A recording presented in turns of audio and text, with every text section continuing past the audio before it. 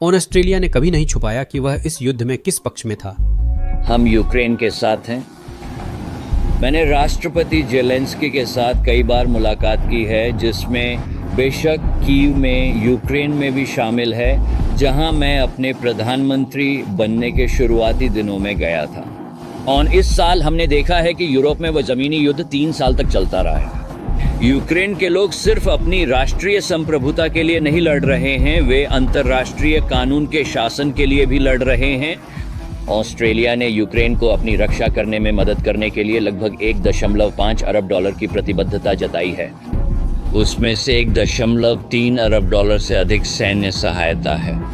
हम यूक्रेन के साथ तब तक खड़े रहेंगे जब तक ज़रूरत होगी, क्योंकि यह एक लोकतांत्रिक राष्ट्र और एक तानाशाही शासन के बीच संघर्ष है, जिसका नेतृत्व व्लादिमीर पुतिन कर रहे हैं, जिनकी मंशा स्पष्ट रूप से साम्राज्यवादी है, सिर्फ यूक्रेन पर ही नहीं बल्कि पूरे उस क्षेत्र में। आक्रमण के पहले दिन से ही ऑस्ट्रेलिया यूक्रेन का समर्थन करने में सबसे आगे रहा है। यह कैसा है जानो? यह 1.5 अरब डॉलर से अधिक की सहायता थी। जानना चाहते हैं सबसे चौंकाने वाली बात क्या है? इस सहायता का ज्यादातर हिस्सा सैन्य है। उन्होंने अपने प्रसिद्ध बख्तरबंद वाहन भेजे, बुशमास्टर। एक समय ऑस्ट्रेलियाई आउटबैक में चलने के लिए डिजाइन किया गया बुशमास्टर प्रोटेक्टिव मोबिलिटी व्हीकल को अब एक नया उद्देश्य मिल गया है, यूक्रेन पर रूसी आक्रमण से लड़ना। 80वीं एयरबोर्न ब्रिगेड से बात करें, जो 6 महीनों से बाखमुत के पास लड़ रही है। उन्हें अच्छी तरह पता है कि उन भारी बारूदी सुरंगों वाले इलाकों को कैसे पार किया जाए, जो कभी रूसी नियंत्रण में थे। एयर डिफेंस सिस्टम्स, ओबुजेस, M777। मैं ठीक हूँ, देखो, मुझे दिखाओ। सूची लंबी है, लेकिन हजारों सैन्य उपकरण, अरबों का निवेश, समर्थन की सारी घोषणाएं, ये सब शायद उस चीज के सामने छोटी पड़ गई हैं जो ऑस्ट्रेलिया ने अभी अभी किया है। क्योंकि इस साल 18 सितंबर को ऑस्ट्रेलिया ने कुछ बिल्कुल अलग करने का फैसला किया। एक भी गोली चलाए बिना, एक भी टैंक भेजे बिना उन्होंने रूस को एक बड़ा झटका दिया, एक ऐसा झटका जिसे रूसी बेतहाशा पलटने की कोशिश कर रहे हैं। लेकिन हो सकता है कि अब बहुत देर हो चुकी हो। यह समझने के लिए कि क्या हुआ, आपको एक गुप्त युद्ध के बारे में जानना होगा जो इस समय महासागरों में चल रहा है। एक अदृश्य युद्ध जिसमें 1000 से ज्यादा भूतिया जहाज शामिल हैं। जब मैं भूतिया जहाजों की बात करता हूं तो मेरा मतलब असली जहाजों से है, जो रडार से गायब हो जाते हैं, न कि कल्पना से। जब वे चाहें वे अपने स्थान के बारे में झूठ बोलते हैं। वे झंडा ऐसे बदलते हैं जैसे गिरगिट रंग बदलता है। ये जहाज पुतिन के लिए सबसे महत्वपूर्ण चीज ले जाते हैं, रूसी तेल। और रूस ने इस गुप्त बेड़े को बनाने के लिए के लिए 10 अरब डॉलर से ज्यादा खर्च किए हैं। 10 अरब डॉलर, ये पैसे इतने हैं कि इससे 200 आधुनिक लड़ाकू विमान खरीदे जा सकते हैं। और क्या आप जानना चाहते हैं कि पुतिन ने इतना बड़ा निवेश क्यों किया? इसका जवाब हैरान करेगा। संक्षेप में, पश्चिमी देशों ने एक परफेक्ट जाल बिछाया था। और बात केवल रूसी तेल की खरीद पर प्रतिबंध लगाने की नहीं थी, यह उससे कहीं ज्यादा समझदारी भरा कदम था। अब वे जहाजों के बीमा को नियंत्रित करते हैं। दुनिया के 90% समुद्री बीमा पश्चिमी कंपनियों के नियंत्रण में हैं। यह ऐसा है जैसे आप सारी सड़कों को नियंत्रित कर लें। आपके पास कितनी भी गाड़ियां हों, बिना सड़कों के आप कहीं नहीं जा सकते। यह कुछ इसी तरह काम करता है। अगर रूस अपने जहाजों के लिए पश्चिमी बीमा कंपनियों का इस्तेमाल करना चाहता है तो वह केवल एक तय अधिकतम कीमत पर ही तेल बेच सकता है। अब तक यह $60 प्रति बैरल था, इससे ज्यादा नहीं। अगर वह महंगे में बेचेगा तो बीमा चला जाएगा। बिना बीमा वाले जहाज अक्सर हादसे करते हैं। जैसा कि आप सोच सकते हैं, पुतिन इस नियम से नफरत करता है, लेकिन उसे इसकी जरूरत है। पश्चिमी बीमा के बिना काम करना बेहद खतरनाक और महंगा है। तो उसने वही किया जो वह हमेशा करता है, उसने सिस्टम को चकमा देने का तरीका ढूंढ लिया। इसी तरह उसकी मशहूर फ्लोटा फैंटास्मा यानी भूतिया बेड़ा बना। फ्लोटा फैंटास्मा पुराने जहाजों से बनी है जिन्हें जल्दी खरीदा गया था। और जब मैं कहता हूं पुराने, तो मेरा मतलब सच में बहुत पुराने से है।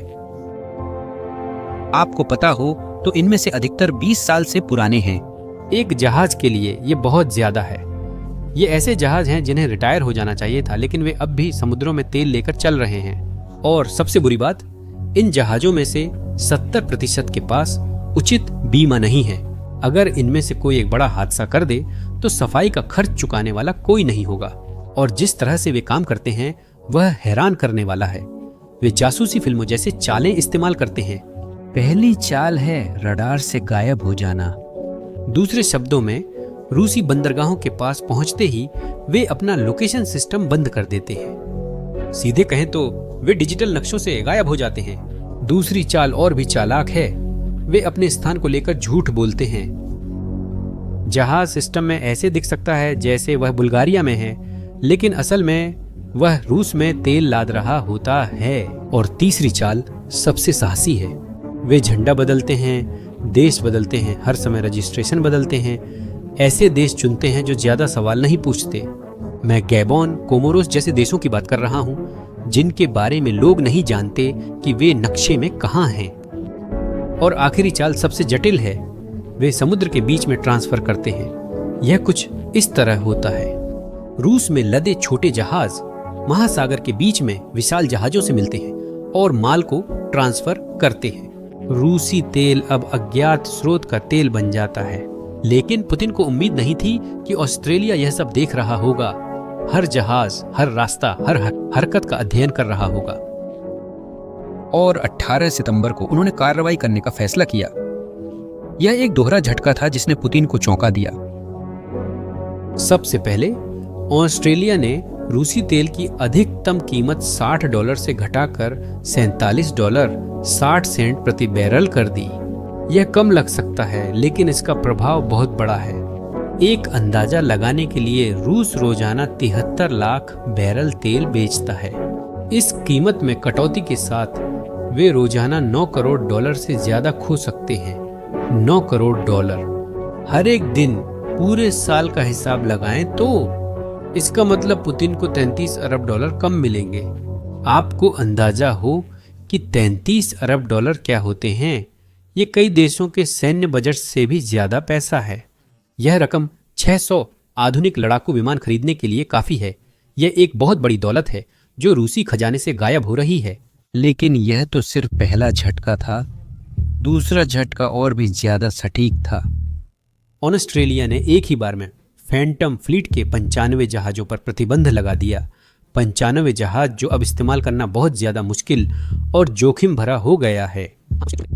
और इस कहानी में सबसे दिलचस्प बात यह है कि ये प्रतिबंध कैसे काम करते हैं, क्योंकि ये बीमा कंपनियों को ऐसे नियम लगाने के लिए मजबूर करते हैं जो जहाजों को अपने लोकेशन सिस्टम बंद करने से रोकते हैं। क्या आपको वह ट्रिक याद है जिसमें मैंने रडार से गायब होना बताया था? अब ऐसा करना और भी ज्यादा खतरनाक हो गया है। लेकिन ऑस्ट्रेलिया ने यह अकेले नहीं किया। यूरोपीय संघ, यूनाइटेड किंगडम, कनाडा, न्यूजीलैंड और यहां तक कि जापान ने भी मिलकर यही किया। लगभग पूरा विकसित विश्व पुतिन के खिलाफ एकजुट हो रहा है। एकमात्र जो बाहर रह गया वह था संयुक्त राज्य अमेरिका, जिसने अधिकतम कीमत $60 ही रखी। अब आता है वह हिस्सा जिसकी उम्मीद नहीं थी। जहां रूस अरबों डॉलर खो रहा है, वहीं कुछ लोग इससे बहुत पैसा कमा रहे हैं। और इस कहानी में सबसे बड़ा लाभार्थी रूस का कोई सहयोगी नहीं बल्कि चीन है। एक अंदाजा लगाने के लिए चीन ने सस्ता रूसी तेल खरीदकर $16 अरब बचा लिए। अब जरा रुककर इस बारे में थोड़ा सोचिए।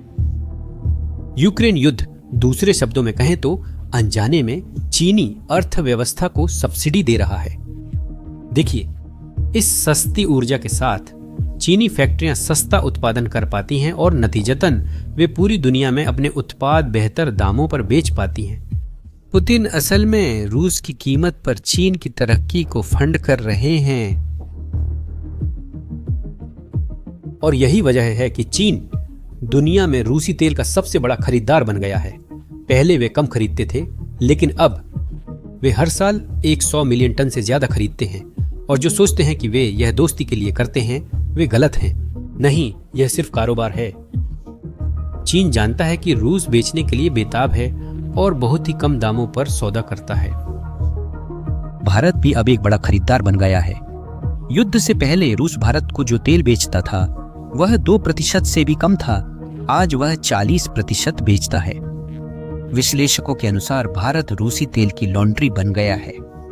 वे सस्ता रूसी तेल खरीदते हैं, वादई अपनी फैक्ट्रियों में उसे रिफाइन करते हैं और तैयार उत्पादों को वापस यूरोप में बेचते हैं।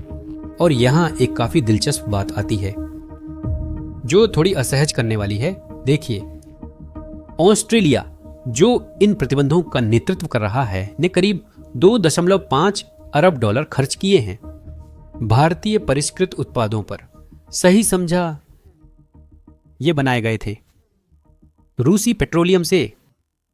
ये ऐसा है जैसे वे सामने का दरवाजा बंद करने की कोशिश कर रहे हैं जबकि पीछे का दरवाजा पूरी तरह खुला छोड़ देते हैं। यह विरोधाभास प्रतिबंधों की सबसे बड़ी खामी को दिखाता है। जरा सोचिए, देश सीधे तौर पर रूसी तेल की खरीद पर प्रतिबंध लगाते हैं लेकिन दूसरे देशों में रूसी तेल से बने उत्पादों पर प्रतिबंध नहीं लगाते। भारत, चीन और तुर्की जैसे देश बिचौलिए बन गए हैं। वे सस्ता रूसी तेल खरीदते हैं, उसे प्रोसेस करते हैं और तैयार उत्पाद उन देशों को बेचते हैं जिन्होंने प्रतिबंध लगाए हैं। अब जो सोचता है कि पुतिन इन नुकसानों को चुपचाप स्वीकार कर रहे हैं वह गलत है। रूस ने पहले ही दिखा दिया है कि वह अपने भूतिया बेड़े की रक्षा के लिए गड़बड़ी पैदा करने को तैयार है। रूसी युद्धक विमानों ने भूतिया जहाजों को अन्य देशों की जांच से बचाने के लिए सुरक्षा की है। जब एस्टोनिया ने एक संदिग्ध जहाज की जांच करने की कोशिश की तो रूसी लड़ाकू विमानों ने सीधे हस्तक्षेप किया। रूस ने यह भूतिया बेड़ा दिखाया है। रूस ने दिखाया। ये उलझन अपने भूतिया बेड़े की रक्षा को तैयार है। अनुरोध अस्वीकार होगा। मेरे निर्देशों का पालन करें। तुरंत अपनी दिशा 105 पर बदलें। ओवर। अब हमारे जस्ट ऊपर, अभी सामने से हमारे ऊपर आ रहा है एयरक्राफ्टेड प्लेन। ये एक ड्रोन है।